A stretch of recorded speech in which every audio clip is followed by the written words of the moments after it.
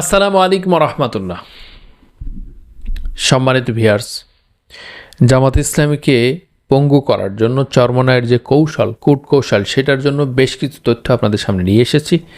আপনারা এই ইন্টারেস্টিং বিষয়টি জানুন, যে বিষয়ে ইসলামপন্থীরা এত খারাপ হতে পারে, কারো লোভে পড়তে পারে, কারো প্ররোচনায় দৌড়াতে পারে, এইটা আসলে আপনি বুঝবেন। এখন আজকে আপনাদের সামনে সেই বিষয় নিয়ে গুরুত্বপূর্ণ আলোচনা, যে বিষয়টা আমি আপনাদেরকে জানাতে চেয়েছি সে বিষয় হলো চরমনায়ের পীর বা চরমনায়ের দল বেশ কিছু তৃতীয় পক্ষের কথা শুনছেন, যেখানে তাদেরকে বলা হয়েছে যে তোমরা জামাতের যে আসনগুলা পাশ করা নিশ্চিত, শতভাগ যে আসনগুলা সমৃদ্ধ পজিটিভ, সে আসনগুলো তোমরা চাইবে।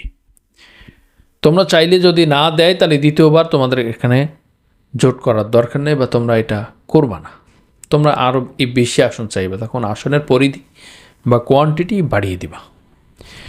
এই যে ব্যক্তি চরমনায় বিগত দিনে নির্বাচনে উপজেলা চেয়ারম্যান, ইউনিয়ন চেয়ারম্যান বা মেম্বার, কমিশনার বা এই জনের আসন কোনো জায়গায় কোনো কিছু পাশ করেছে আজ পর্যন্ত দেখতে পেয়েছেন আপনারা, তাদেরকে বলছে তোমরা চাইবে 150 আসন, মানে জামাতের সাথে জোটবদ্ধ একটা চাপে রাখা, এবং জামাতের যে আসনগুলো নির্ভেজাল পাশ করার সক্ষমতা রয়েছে সেই আসনগুলো চাইবা, চেয়ে তাদেরকে পঙ্গু করে দেবা। পরবর্তীতে তোমরা যখন নির্বাচনের পরে আসন সংখ্যা নিয়ে সংসদে আসবা, তখন তোমাদের এই আসন, ধরো 5টা আসন পেয়েছো অথবা 10টা আসন পেয়েছো, এই আসনগুলো ঐক্যবদ্ধ হয়ে তোমরা তারেক রহমান বা বিএনপি জাতীয়তাবাদী দলের যুক্ত হবা, বলবা যে আমাদের একটি মন্ত্রী লাগবে।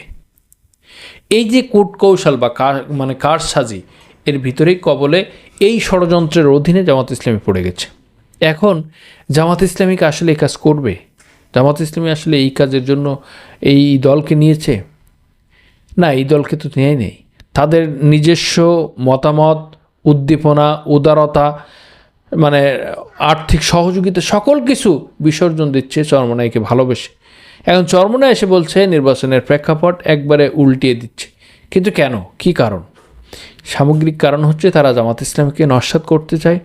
জামাত ইসলামী যে দেশের সবচেয়ে বড় ইসলামিক দল, সেটাকে পঙ্গু করতে চায়, সেটাকে ডাউন করতে চায়, এবং জামাত ইসলামীকে ধ্বংস করার প্রক্রিয়া নিয়েই তারা মাঠে নেমেছে। সুতরাং আজকে কার দল কোন কথা শুনছে না শুনছে এটা বিষয় না, আপনারাই বিবেচনা করুন জামাতের কাছে যে আসনগুলো চাবে বা যে আসনগুলো চাইছে বা যে আসনগুলো তারা নির্ধারণ করেছে এগুলো আসলে সঠিক কিনা। এবং একজন আমির 2 জায়গাতে নমিনেশন দাখিল করেছেন, রেজাউল করিম, তিনি করেছেন বরিশাল 6 এবং বরিশাল 5 2 আসনে একসাথে নমিনেশন সাবমিট করেছেন। এটা বাংলাদেশের কোনো জামাত নেতা করেছে কিনা আপনারা বলুন। এবং সেটাকে বিতর্কিত ছড়াচ্ছে যে বরিশালে আমাদের আমিরের জামাতের আসনটাও তারা ছেড়ে দিতে রাজি না। আমিরে জামাত, একই আমিরে জামাত 2টা আসন নিয়ে বসে আছে কিন্তু চরমনায়ের আমির রেজাউল করিম। সুতরাং এই বিষয়গুলো আপনাদেরকে জানতে হবে, বুঝতে হবে, ষড়যন্ত্র কূটকৌশল বুঝতে হবে, না হলে বিপ্লব ঘটেছিল, বিপ্লব বিসর্জন যাবে। আপনাদের সকলের কাছে সুস্বাস্থ্য কামনা করে ছোট্ট ভিডিও থেকে বিদায় নিচ্ছি। আসসালামু আলাইকুম রহমতুল্লাহি ওয়া বারাকাতুহু।